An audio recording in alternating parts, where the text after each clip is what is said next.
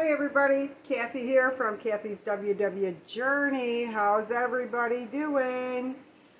I'm going to bring you my recipe today of Philly cheesesteak bowls. I've been requested to make this. I believe the original recipe came from Planning Is Healthy.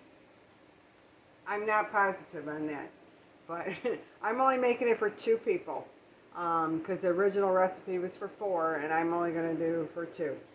Alright, so the very first thing, let's get started, is, whoops, let me back you off a little bit so you can see what I'm doing. Alright, I sauteed my peppers and onions, and I have purple and white onions in there.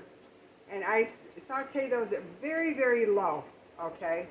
I sprayed them with the olive oil spray, and I put a little salt, a little pepper in there. And that was it. So it's nice and soft. They're not too soft, but they're nice and sauteed. Okay, so let me turn you over here. So in my pan, I sprayed my pan. You're going to put 6 ounces, because this is for 2 people, 6 ounces of the lean ground beef.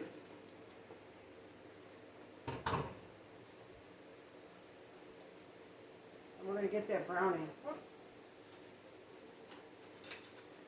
See, I thought I set everything up and I forgot my spoon. Huh. Wow, imagine that. Me forget something? Unheard of. Okay, so we're just going to start to brown this. And meanwhile, I mean, you can use beef base. That's what I use. The beef base in the hot water. And I've got about 1/4 of a cup in there. That's all you're going to need. And if you don't have the beef bouillon, you can do, oh my goodness.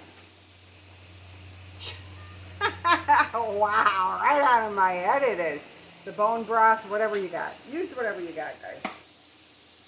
As long as it's a beef flavor. And actually, if you're vegetarian vegan, you can get the beef that's where you find all the vegetarian things and do the same thing. Make the recipe the same and just substitute the soy meat with it.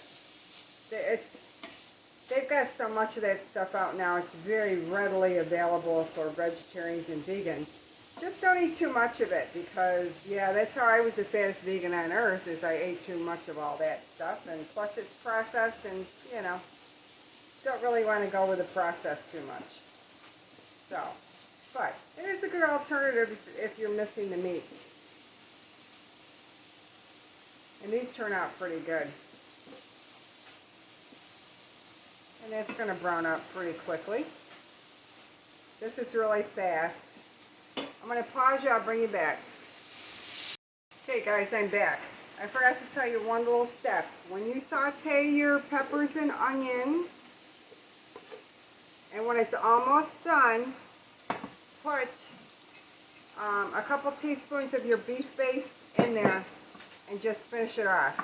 I forgot to tell you guys that. So, alright, and this here is almost ready. It's close. It's close enough. So, I'm probably going to squash this name. Worcestershire sauce. Ha ha! Alright, got it. Just 1 teaspoon. Put it right in your ground beef, guys. A little more isn't going to kill it either. Okay. And you're going to go ahead and put your beef broth right in there.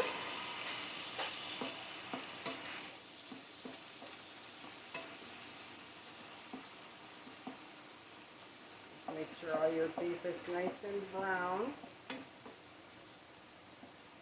And you're just going to let that cook for a few minutes. And that broth starts thickening up a little bit. It's only going to take a couple minutes, guys.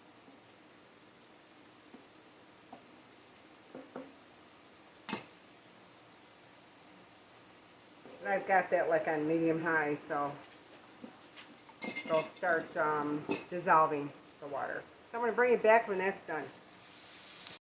And we're back, guys. This here has gotten done. Okay. You see all the water has kind of, there's a little bit left in there, but you want a little juice. Okay. So kind of separate it because this is 2 servings. Do as best as you can. Okay. Now we're going to go ahead and throw your peppers and onions. Separate those out. You could even do sauteed mushrooms with it. It's however you like your cheesesteaks.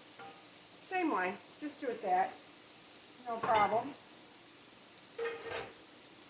Okay, so now you're going to take, I have the Swiss cheese, the Sargento's thin slices, 1 point each.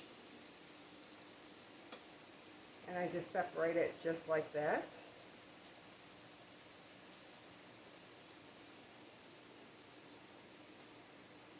Just like that.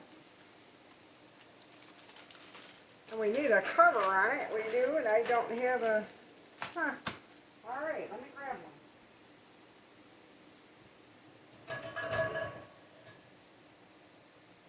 I thought I was ready. I wasn't. And just, oops, that's not going to work. All right, we're going to put this one on. Just so your cheese softens up, okay? And we'll turn that right down. So now, I'm going to put mine on the Joseph's pita bread. And my husband's going to have his on a sub roll. Half of a sub roll. The sub rolls that I make. I've showed you guys how to make those. And all I do with my, here, let me turn you this way. Just like that. All I do with these is I go ahead, because I like to get mine warm. And then I just put it in one of these little tortilla thing. And it goes right in the microwave, 22 seconds, and bam, it's done. And it's nice and warm. And then we can put the filling on it. So that is it, my friends. And I hope you guys enjoy this. Definitely make it. I mean, it's really fast. It's easy. The longest it takes is for your mushrooms. I didn't put any mushrooms in it today. I didn't have any. I have canned ones, but I didn't want to put canned ones on. I'd rather do fresh. Next time I'll do it.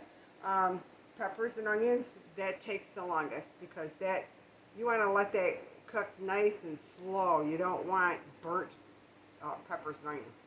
Nice and slow, and it releases all the beautiful flavors, and they all marinate together, and it's just wonderful. All right, guys, I hope you give this a like. Please like, share, comment, please.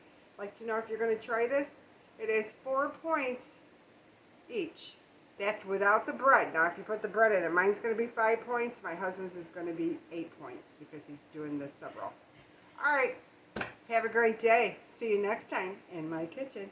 Bye for now. Thank you.